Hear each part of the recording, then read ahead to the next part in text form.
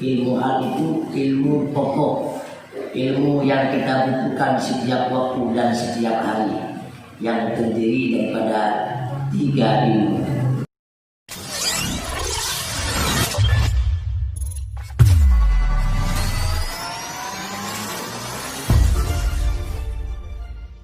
Nama saya Kiai Rasyidin. Saya tinggal pimpinan Pondok Pesantren Daya Darul Huda Salawatullah, pesantren yang ada di tepi laut. Baiklah, pada malam yang berbahagia ini kita akan memulai pertama kali tentang masalah ibadah. Allah Subhanahu wa taala berfirman dalam Al-Qur'an, "Wa ma khalaqtul jinna wal insa illa liya'budun." Tidak aku jadikan jin dan manusia kecuali hikmahnya adalah untuk beribadah. Di dalam kata-kata ibadah itu, tentu ibadah itu yang pertama kali kita mesti mengetahui siapa yang kita ibadah atau siapa yang kita sembah. Bagaimana tata cara menyembah dan bagaimana supaya perbuatan sembahan yang kita lakukan pahalanya tetap terjaga. Maka dalam hal ini, dalam agama mewajiblah kepada kita untuk belajar mencari ilmu hal namanya. Ilmu hal itu ilmu pokok, ilmu yang kita butuhkan setiap waktu dan setiap hari, yang terdiri daripada 3 ilmu. Yang ini ketiga-tiganya merupakan fardhu ain. Apa makna fardhu ain? Maka maqruban ala kulli fardin min afradil mukallaf qalban jasiman. Suatu perkara yang dituntut kepada setiap individu manusia, yang tuntutan mesti tidak boleh tidak. Setiap kita wajib untuk belajar ketiga-tiga ilmu ini supaya sahnya ibadah. Pertama, ilmu tauhid tentang mengenal Allah, yang untuk kalangan kita awam memandang dengan sifat 20 yang wajibnya, mustahilnya harus 1. Tempat yang wajib bagi Nabi, tempat yang mustahil harus 1. Terkumpullah menjadi 50 yang tepat. 41 bagi Allah, wajib 20, mustahil 20 harus 1. 9 pada para Nabi, 4 wajib, mustahil 4 harus 1. 50. Itu tauhid. Ilmu yang kedua, ilmu fiqh. Ilmu fiqh inilah ilmu tata cara kita beribadah. Dengan ilmu fiqh inilah nampaknya keislaman kita.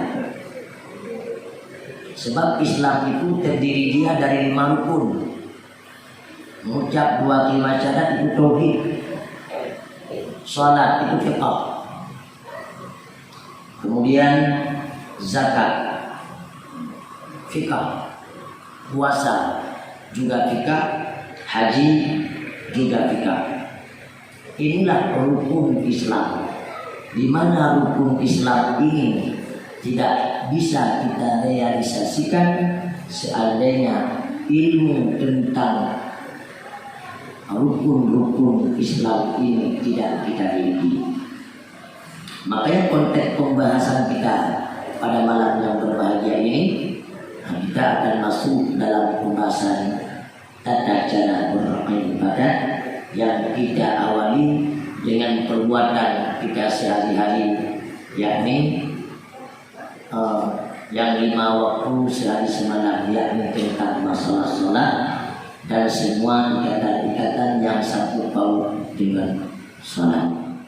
Karena kita akan membahas tentang masalah sembahyang atau masalah salat yang setiap hari 5 waktu selalu kita lakukan. Maka perlulah kita untuk memerhatikan salat-salat yang kita lakukan.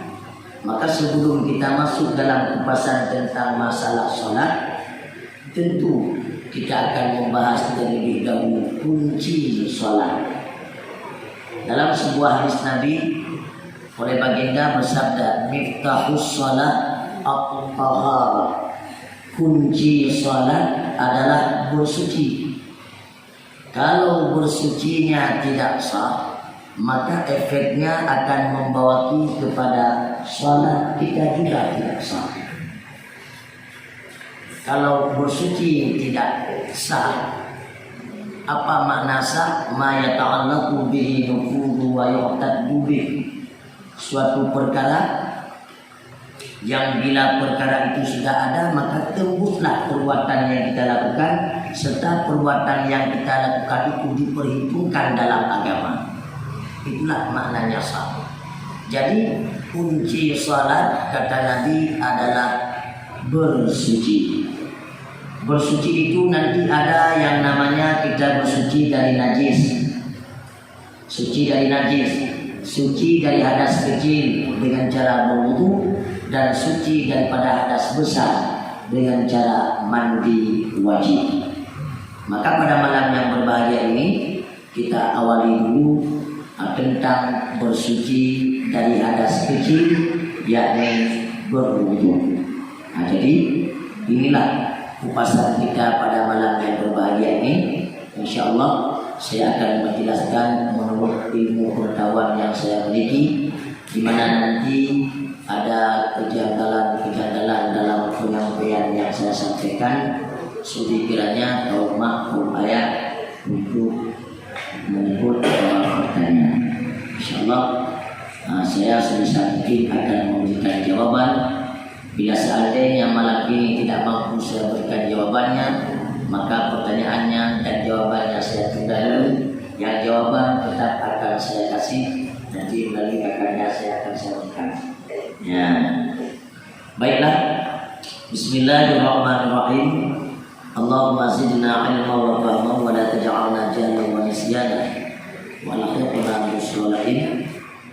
Allahumma qallib bil kitabi absarana wa qawi bihi fahmana wa dzakirna ma nasina wa la tusina abadan bi rahmatika ya arhamar rahimin. Wa bishrah sadri wa yassir amri wahlul 'uqdatam min lisani yafqahu qawli. Nah, jadi sekarang kita masuk dalam tata cara berwudu. Baru bermula ini itu bab fardu berwudu. Bermula ini itu bab fardu berwudu. Jadi di sini kita akan membahas tentang fardu wudu. Makna fardu wudu sesuatu perkara yang wajib dikala kita mengambil air sembahyang. Sebutan yang lain rukun wudu juga boleh, atau fardu wudu juga boleh. Apa makna fardu wudu? Perkara-perkara yang mesti kita lakukan di saat kita mengambil air sembahyang. Bila seandainya fardu ini nanti satu saja yang tinggal, maka wudu kita tidak sah. Itulah maknanya fardu wudu. Nanti ada juga sunat wudu. Kalau sunat itu perkara-perkara sunat yang ada di saat kita mengambil air sembahyang. Kalau kita melakukannya, kita mendapat pahala tambahan. Seandainya kita meninggalkannya, air sembahyang kita tetap ada. Tapi kalau fardu satu saja kita tinggalkan, maka wudu kita tidak ada. Kalau sudah tidak ada wudu, maka akibatnya membawa kepada tidak sahnya sembahyang. Jadi ibu bapak sekalian, yang wajib di saat kita melakukan wudu, kita mengambil air sembahyang, ada 6 perkara yang wajib yang mesti kita lakukan. Ini menurut mazhab Syafi'i ya. Mana-mana 6 perkara. Yang pertama adalah niat di dalam hati. Bagaimana kita meniatnya? Kita meniatnya nawaitu fardal wudu. Saja aku berniat fardhu wudu, ataupun nawaitu raf'al hadasil asghar. Saja aku mengangkatkan hadas yang kecil, ataupun saja aku berwudu juga boleh. Itu niatnya. Dan wajib menyertakan niat itu tatkala mula-mula membasuh suatu suku daripada mukanya, serta berkekalalah niat itu hingga kesudahannya. Ya. Jadi niat yang wajib tadi itu wajib kita sertakan niat tatkala mula-mula air mengenai muka kita. Jadi di saat air mengenai muka, disitulah kita berniat di dalam hati. Umpamanya, contohnya seperti ini. Ya, bila seandainya, maaf ya, kita praktek. Ya, umpama ini gayung. Gayung itu bata. Ya, gayung. Gayung ya. Gayung. Kita ambil air 1 gayung. Ketika kita basuh muka, di saat air mengenai muka kita, saat itulah hati yang berbicara, bukan mulut, hati. Sebab niat itu di dalam hati. An-niyatu la hurufa wa la sauta ma'alluhu fi qalbi. Niat itu dia tidak punya huruf, dia tidak punya suara, tempatnya di dalam hati. Itulah niat. Kapan kita berniat? Saat air mengenai muka. Ketika air mengenai muka kita di mana saja boleh, saat itulah kita berniat di dalam hati. Saja aku berwudu karena Allah, atau saja aku menunaikan fardu wudu karena Allah. Niat terserah, yang mudah-mudah juga boleh. Saja aku berwudu juga boleh. Ya.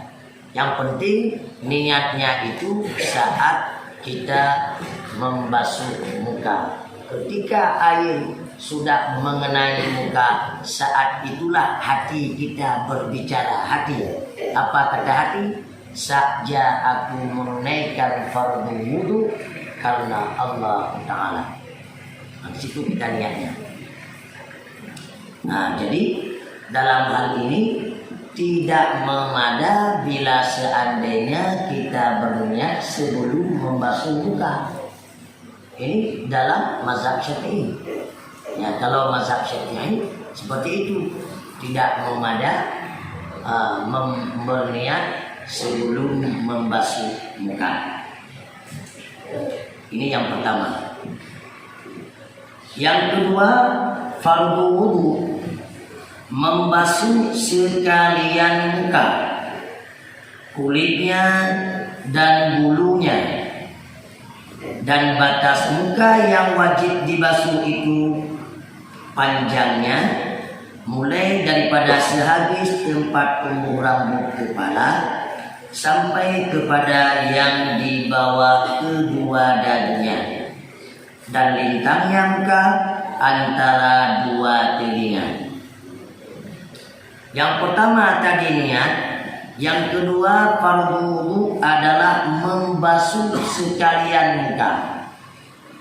Makna membasuh sekalian muka di sini, yang namanya muka mesti semuanya kena air.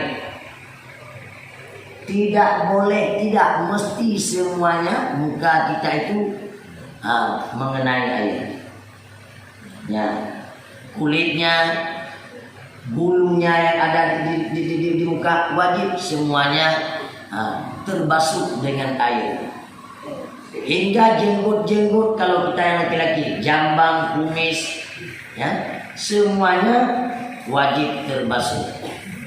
Wajib terbasuh. Cuma muka yang wajib dibasuh di sini mana batasnya? Batas muka kalau panjang mulai ke tempat tumbuh rambut ini. Nah, ini sampai ke sini. Ya. Ini namanya muka panjangnya. Kalau lintangnya dari telinga ke telinga.